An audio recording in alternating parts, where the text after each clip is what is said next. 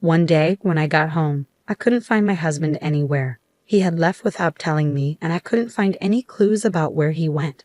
A few days later, I discovered that he and my sister had run away together to get married. That was 12 years ago. Recently, he called me and said he was coming back home with my sister, his wife now, and that I should leave his parents' house. He was upset that I was living there. It's been 12 years since they ran away, and it seems like he wants to make my sister his wife officially now that things have calmed down. But they don't know. They don't realize how much our family, including me, has changed since then. My name is Melanie Miller, and I'm 27 years old. I studied web design and worked at a company where I met my husband, Shane. Shane is a friendly guy who works in sales. We fell in love quickly and got married after a year of dating. After we got married, we moved in with his parents. I quit my job at the company and started working as a freelance web designer from home. I wanted to take care of our home and support my husband's lifestyle. At first, it was hard for me to find a steady job, so my income wasn't always reliable. But now things had changed. I was able to find work easily and make a steady income. I could work at my own pace and prioritize my family. I cherished the time I spent with my husband and his family in the mornings, evenings, and before bed. Life felt really good. But I started to notice a change in my husband's behavior. It began when I started making twice as much money as I did at my previous job just 2 months earlier. I was thrilled to have reached and exceeded my old salary. I couldn't wait to tell my husband when he got home from work. Shane, guess what?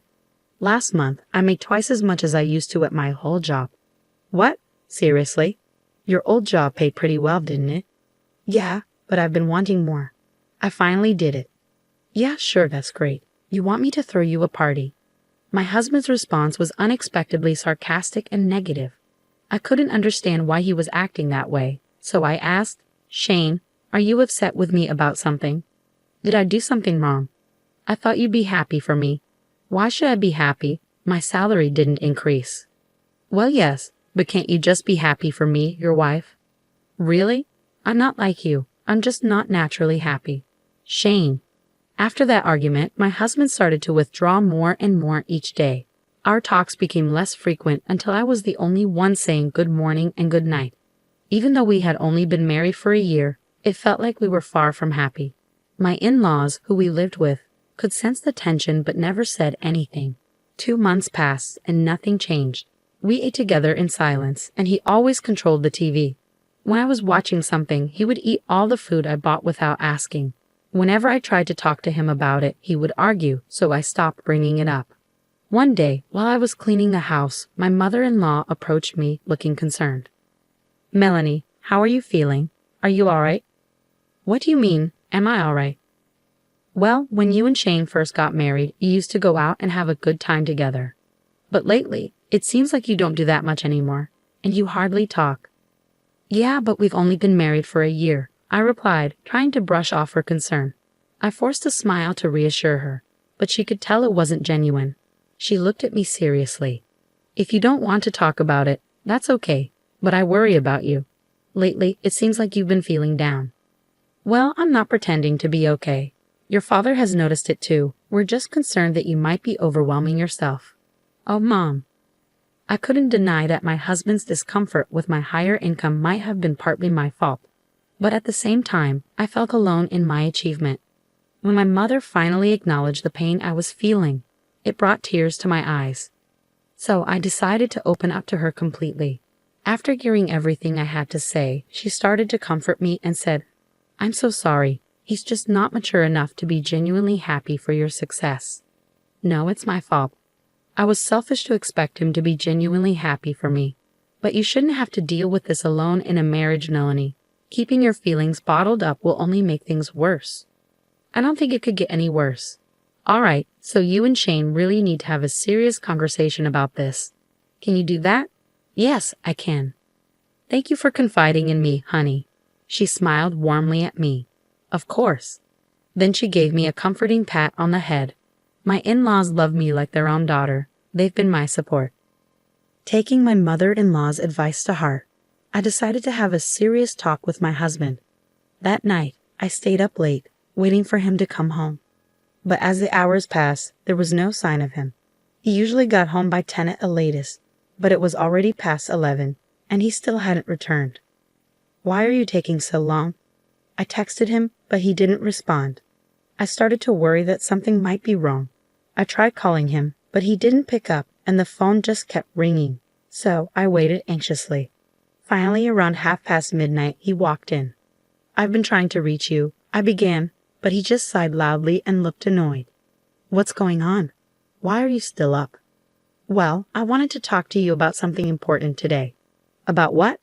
he replied, sounding annoyed. "I think our issues started because of my new salary, right? I should have maybe kept that to myself. I know it might have hurt your pride." As soon as I said that, I felt a shiver down my spine. He was standing there, looking cold and distant. I was scared stiff. He responded with anger. "There's nothing to talk about, and it's pathetic that you're waiting up for me. I'm just trying to make things better between us, Shane. That's the problem. I obviously made a mistake in choosing the right partner. No, I'm exhausted from working overtime. You don't have any right to speak, considering you just stay home all day." My husband stormed past me and headed upstairs to our room. I couldn't bring myself to move until I was sure he was upstairs. Why was he talking to me like that? All I wanted was a normal married life.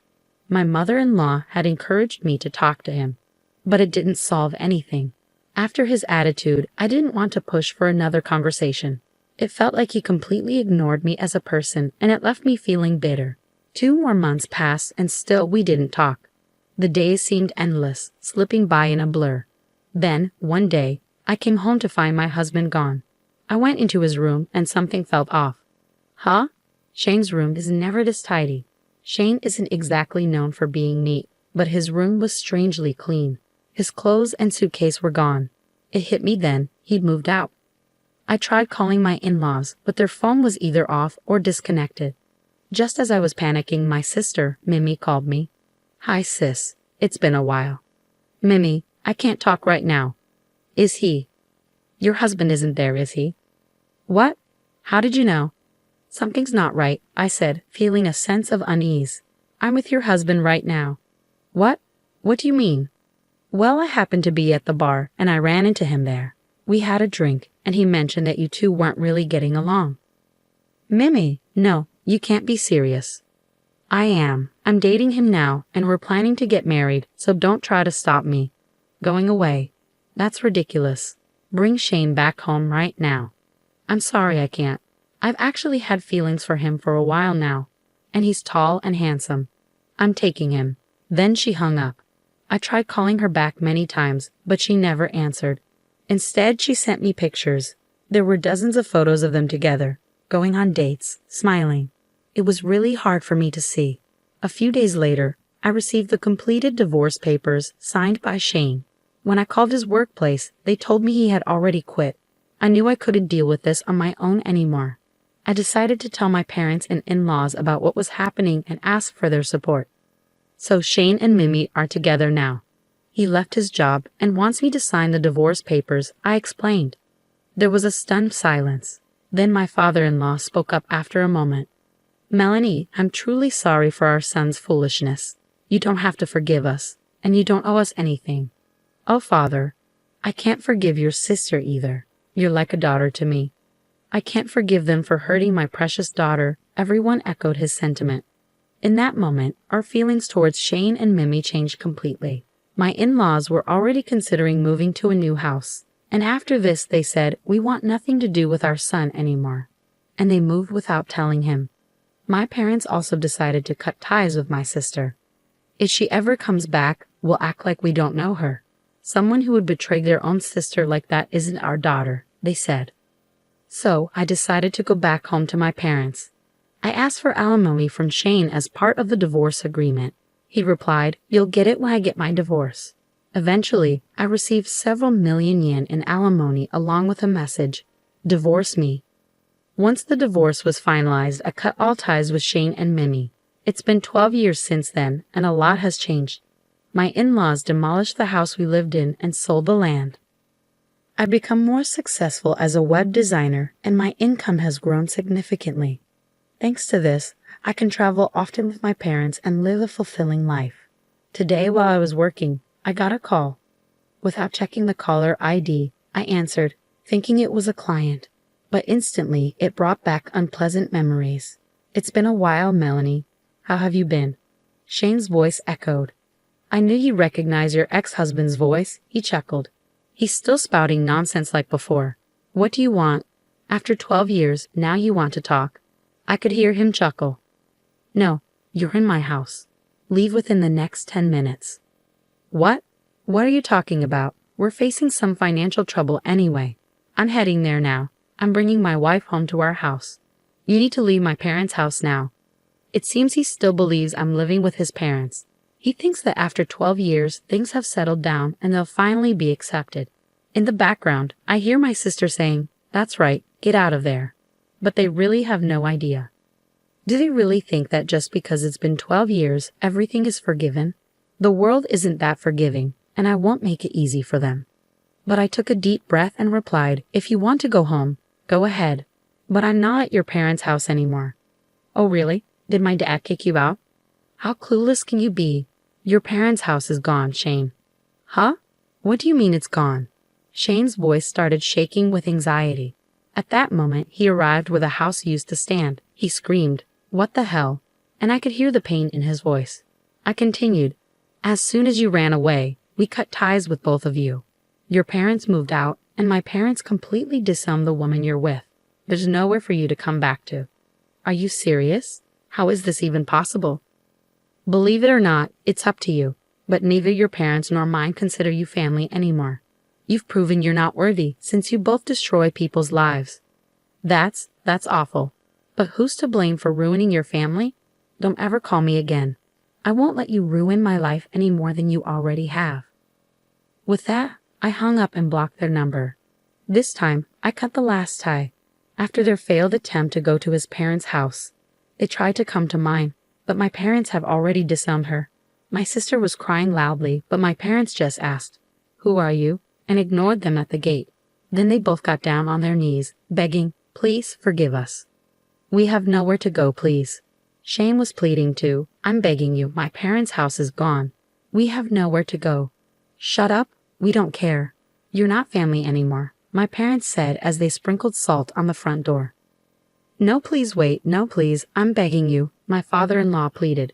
"You don't get to call me that. Get out of here." They were so persistent that my father ended up sprinkling salt on them, and my mother called the cops for trespassing. They haven't been seen since. Last I heard, they were jobless, homeless, and asking their friends for money. But word got around about them, and no one was willing to help. And even if they returned to their hometown, they'd face the same fate. But they brought it on themselves. They made their bed, and now they have to lie in it. My parents and I will never see them again, and they'll spend the rest of their lives regretting their choices.